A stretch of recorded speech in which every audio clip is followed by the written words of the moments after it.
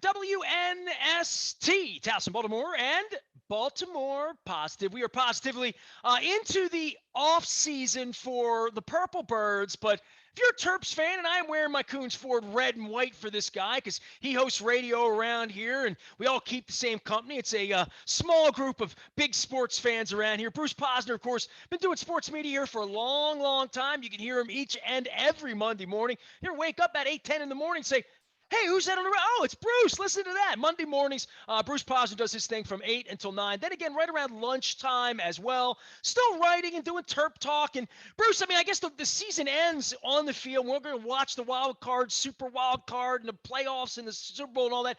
But, I would say you're a bigger Terps fan than maybe even a Ravens fan.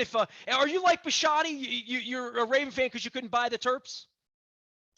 Well put. I put them on the same level. I'm a passionate Ravens fan and Orioles fan. Maryland, if you told me I had to choose one national championship to win, that's a great question, Nestor. I'd have to say three sports: Maryland basketball, the Ravens, and Maryland lacrosse are right there, and maybe even Maryland football. I couldn't pull one on top of each other, which tells you. I think from local fans and somebody especially your age, right? You're a little older than me by a little bit, right? You've had more than that, but Orioles have won a couple for you, right? In my era, the 79 was a heartbreak for me. 83 was a winner. The Terps have won a national championship. The Terps have played in an Orange Bowl, not national championship, but there's been some excitement around that. And on the lacrosse side, or even on the soccer side, I was with Pete Caringi down in at the Beaumont in Catonsville. They went to their Final Four at UMBC. So for Hopkins lacrosse, a lot of the programs, if you're a Redskins fan, they've won in your lifetime. If you're a Caps fan, they've won. If you're a Bullets fan and you're old enough, they've won, or a Wizards fan, right? So, all that's happened, but the Terps winning a football championship, that doesn't feel even possible to me, Bruce, right? It doesn't feel like it's on the table. That's a great question. It's funny about that. Maryland is in a position where it's going to be hard for them ever to win a championship, and I'll tell you why. This division they're in the Big Ten, you face 4 games every year that you have to win them all to get qualified to be in the tournament.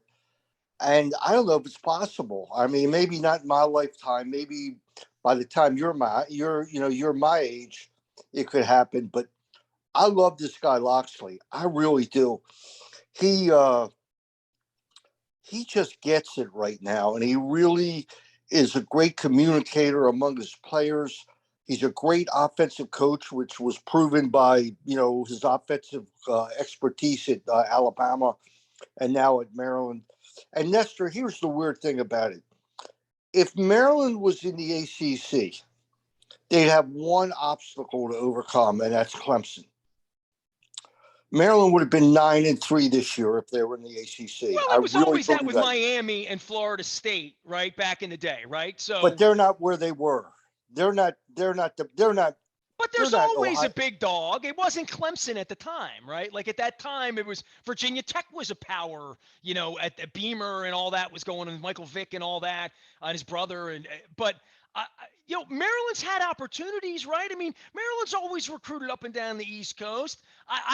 In the ACC, Maryland, you always felt like maybe they could beat Florida State. The Penn State thing was for 25 years. That was rough, taking that outside of the conference and never being able to win, which never put them on the plateau to feel like they were going to, before the national championship series existed, right? I'm talking about 20, 30 years ago, through my lifetime, the Claiborne era and Bobby Ross and all of that. I just, winning a national championship, it feels like it's reserved for blue bloods. And Cincinnati this year having a breakthrough, and I think to some degree even Clemson not really being a blue blood, right? Clemson kind of came from 20 years after Danny Ford of not much, right? Yeah, no doubt. It could happen, Nestor. It's not going to happen for a while, but you know what? At Maryland, if Loxley can go 8-4, all right, they'll put a statue of him in front of the Gossett Field House or the Cole Field House, or the Jones Hill House, as it's But the now four called. losses are always Ohio State, Penn State, Michigan, and they're always 49-7, right? And you beat up on Rutgers and win a game against Indiana, whatever. That's what I expect as a fan now. Like that's what, and it's not that I need to raise expectations or lower them.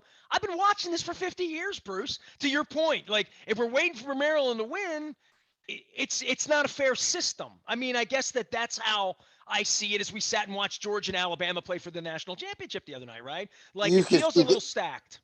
you can see the difference, but I'm not worried about that. You don't have to.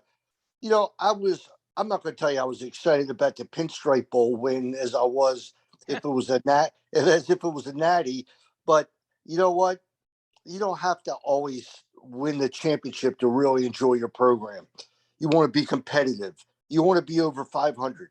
All right. You want to be even the Ravens playing that last game to make the playoffs. Yeah, that's the standard you have to achieve. And from anything you get past that, it's gravy. You know what I mean? It's like extra. And Maryland's always provided me with that, especially in basketball.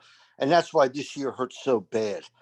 Uh, to get off to the kind of start that Maryland's gotten off to, and you start to question uh, what can they win across the entire season. I don't think it's as bleak as it looks as we talk today. I think that number one, Mark Turgeon.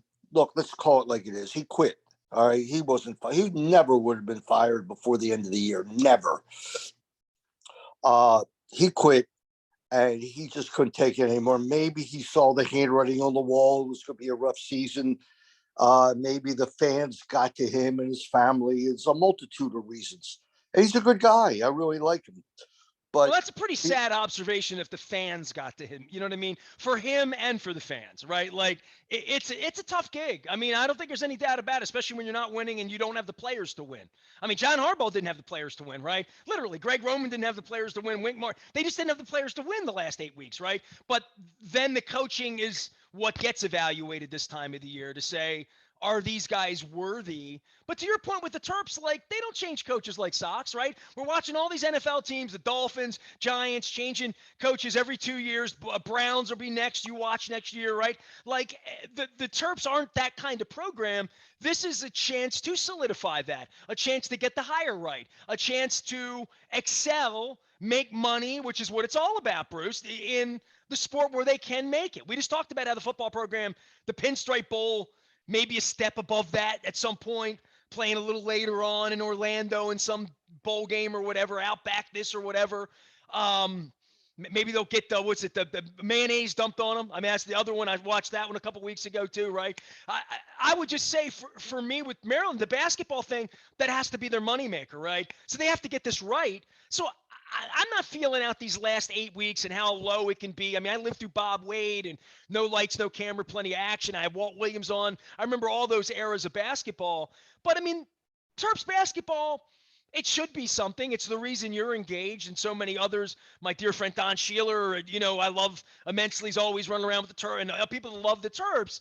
That this hire becomes the most important thing that they do over the next 4 to 6 to 8 years to make sure there's a couple of Big Ten championships in there, to make sure that maybe there's a chance at a Final Four or 2 or 3 over the next 6 or 8 years. I mean, I'm trying to be realistic about this, not magic potion and they're going to be in the Final Four in 2 years, In credit to you, I couldn't have said it better.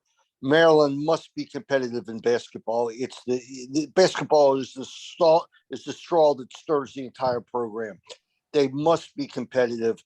This hire for Damon Evans, the athletic director for the university, is as crucial a hire as one could be, more so than any other sport. I mean, football would be its equal, but at Maryland, look, it's about basketball. I could go anywhere, and except for maybe this year, that's all I'm ever asked about. Nestor, I got so tired of defending Mark Turgeon the past 5 years. You can imagine with my name and my association with Maryland, everywhere I went, it was like I was a sounding board about Turgeon. And Turgeon, he did an okay job. He got us in the tournament most of the time. He just couldn't get over the hump. One win in the tournament's not enough. Look, there was a time when Gary Williams was criticized because he couldn't get past 7 Sweet 16s. I mean, that's insane what Gary Williams did.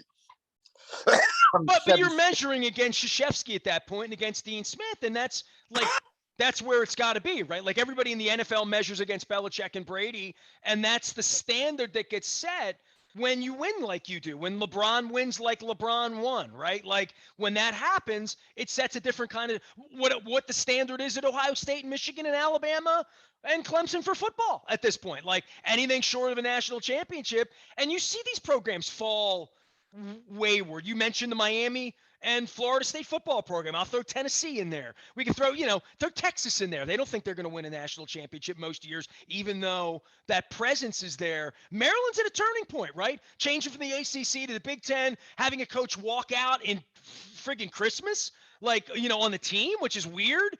And now picking up the pieces to make sure that you're Michigan State in the Big Ten and you're not falling down the mountain, because that would be really catastrophic for the whole program. We talk about lacrosse and soccer and gymnastics and wrestling and girls programs and like all the things that go on in a university. The whole thing's built on the dome of the basketball having to be elite. And elite means better than whatever Mark Turgeon was, because it wasn't good enough, right? Correct. And the hires is crucial. And, they say you never want to be the guy to follow a legend. You want to be the guy to follow the guy who followed the legend. And that's what this next hire is. And the discussion goes on and on and on, mainly because Turgeon left in the middle of the season. And, Damon Evans, really, you can't go out and poach another coach in the middle of the season. You got to kind of wait till it ends. There was one guy I was hoping maybe they could do that. Apparently, they either didn't want him or they didn't approach him, and that was John Beilein. John Beilein, though, is no chicken. He's an older guy, but with his Michigan history, his tremendous acumen as a coach, he's now working in the executive offices of the Detroit Pistons, maybe the worst franchise right now in the NBA. So I thought, well, maybe they could go that route. And Gary, to his credit, was ready to take over the rest of this year. He wasn't going to come back as a permanent coach, but Gary felt like he could inject some enthusiasm into the program while they were searching for a coach.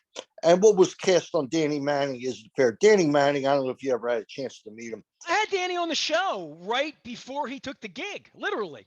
That's funny. But I don't have to tell you this. He's a great guy. All right. He's the kind of guy. He is such a nice, wonderful person. Let me say what I want to say about Danny, because I've never talked about him, but like in 1988, I lived on Kane Street right by Patterson High School, and I used to throw crazy parties. It's part of the reason I probably can't run for public office, but all these years later. But it was during that period of time when we all had filled out brackets on and put dollar bills in and all grabbed beer and pizza and took the day off and we're rooting for the Terps and, the Rex Chapman era. And like, it was all of that era, right? And we still do that. We still do that. Of course, right? But this is when I was young, we go shoot hoops afterward.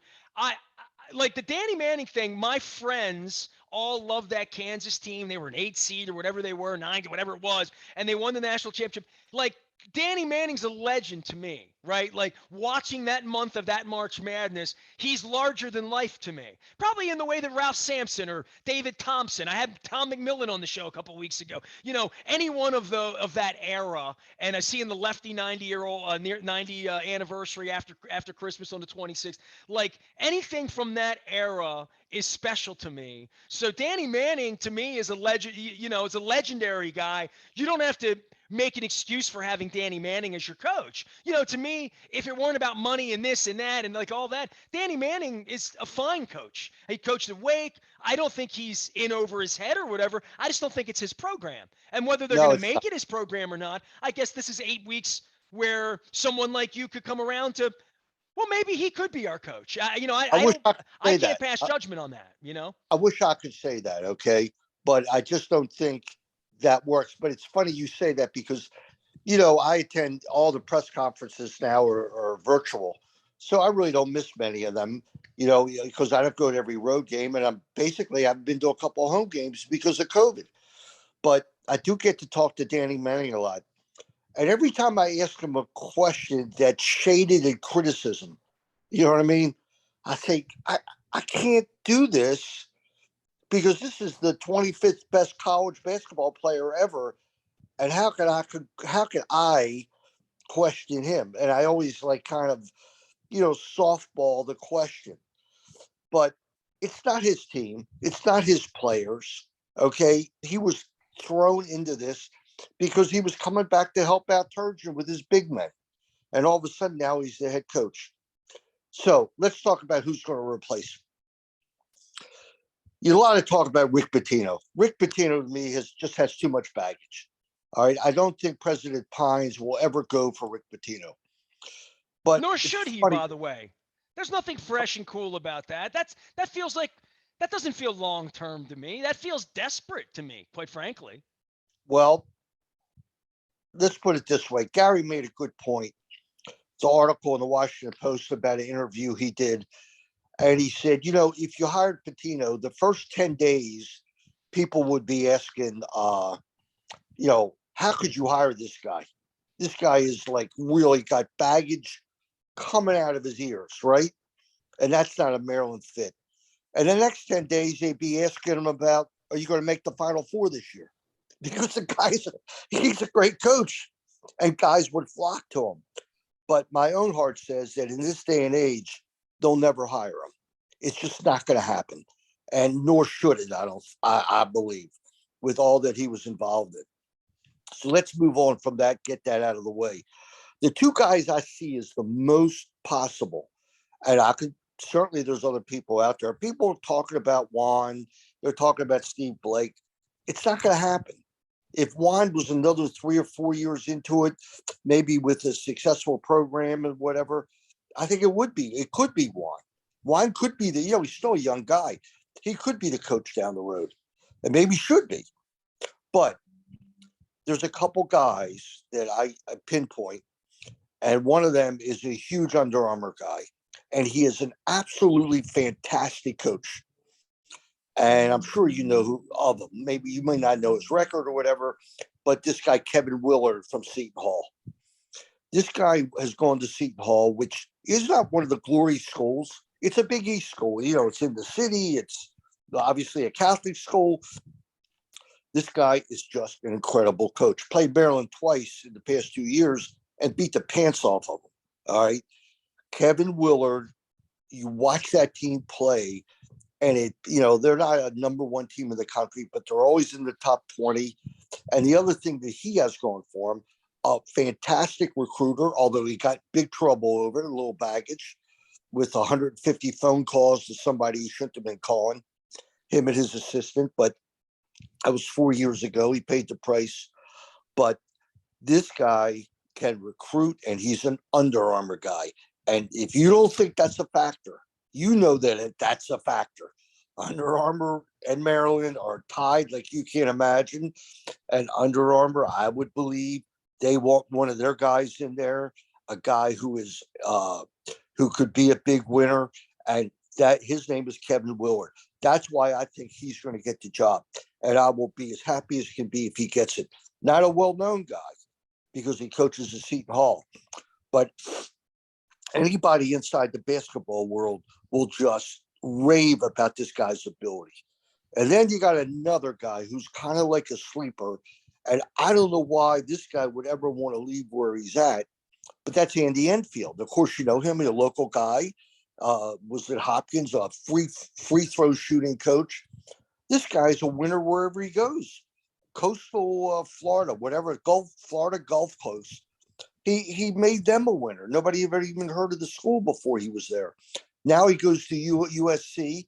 He recruits the Mobley brothers, and certainly Evan Mobley's making a splash in the NBA, takes them to the Final 8, and now he's got USC in the top 10 or top 15. Well, the question would be, why would he want to leave? That would be the question. Yeah, why would you want to leave LA to come back here? I mean, I don't get it.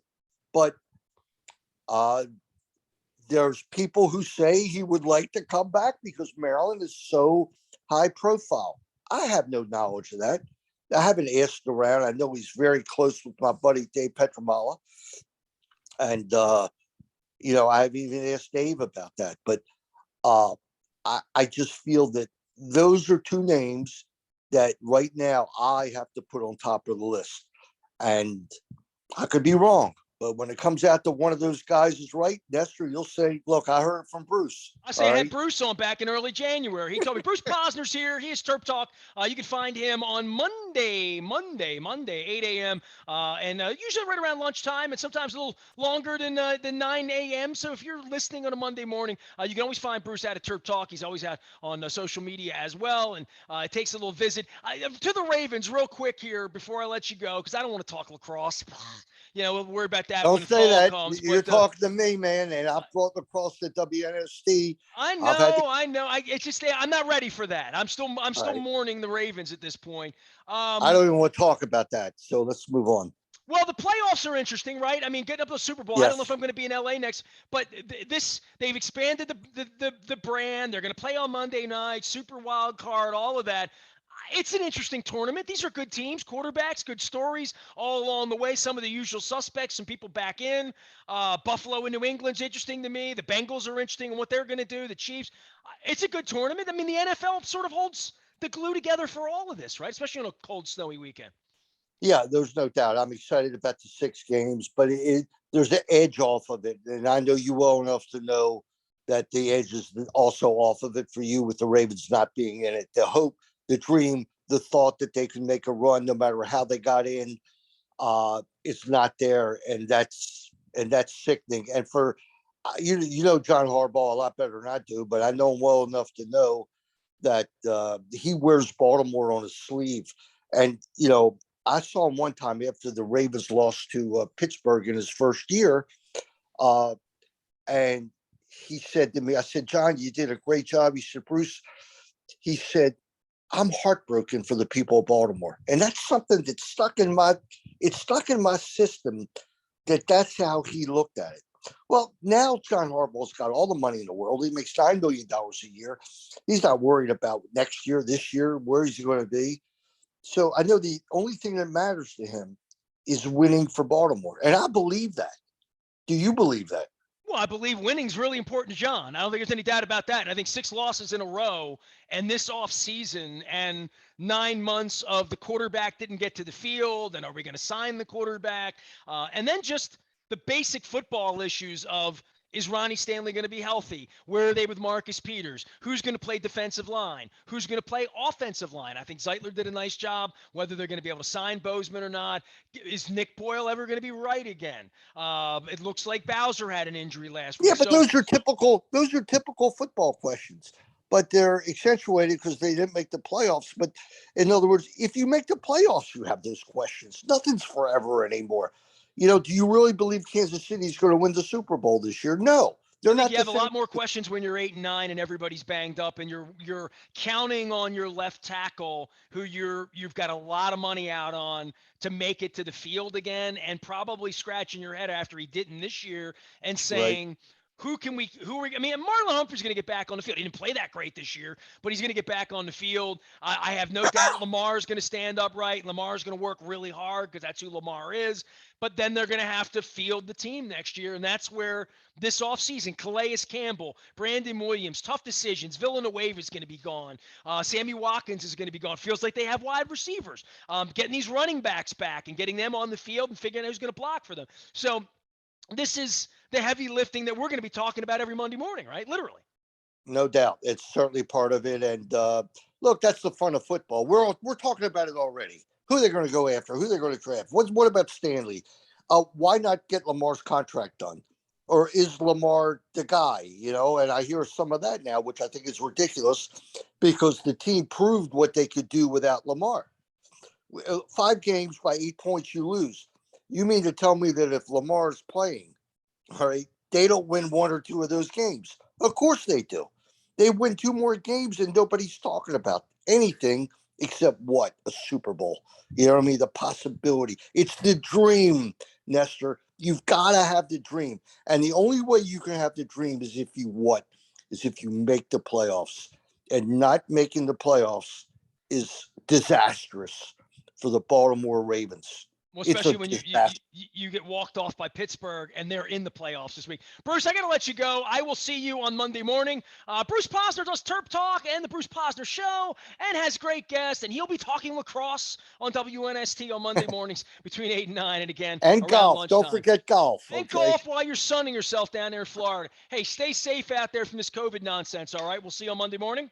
You got it, buddy. Take care. Bruce Posner, find him out at Terp Talk. Find him out on social media. Find him here at WNST AM 1570 each and every Monday morning. And again, right around lunchtime. I am Nestor. We're going to get the Maryland Lottery and our Crab Cake Tour back out on the road. I have hiatus things here for a little while. We'll be at Nacho Mama's probably in February. Just stay tuned. Maybe around Valentine's Day and having our wise conversations and getting back out once the fall happens here. We're all moving. I'm watching football, and I'm staying safe. And I'm triple vaxxed. I am Nestor. We are WNST AM 1570, Towson, Baltimore, and we never stop talking. Baltimore, positive.